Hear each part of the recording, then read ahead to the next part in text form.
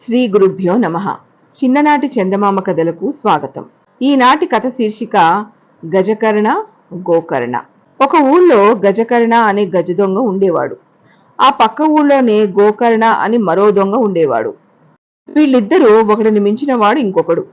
ఒక రోజున వీళ్ళిద్దరూ ఒక చోట కలుసుకుని, గజకర్ణ ఎవరో గోకర్ణకు తెలియదు, గోకర్ణ ఎవరో గజకర్ణకు తెలియదు. అయినా ఇద్దరు దొంగలు కనుక ఒకడి దగ్గర డబ్బు ఇంకొకడు కాజేయాలని ఓహో బావా అంటే ఓహో బావా అని పలకరించుకున్నారు. గోకర్ణ దగ్గర ఉన్న డబ్బు కాజేయాలని ఆ రాత్రి అతన్ని తన ఇంటికి భోజనానికి పిలిచాడు గజకర్ణ. పిండి వంటలు అవి చేయించి గజకర్ణ అది వరకు తన దొంగిలించిన బంగారం పళ్ళెంలో గోకర్ణకు భోజనం పెట్టించాడు. భోజనం చేస్తూ ఉండగా గోకర్ణకు ఆ బంగారు పళ్ళెం ఎలాగైనా కాజేయాలని ఆశ పుట్టింది.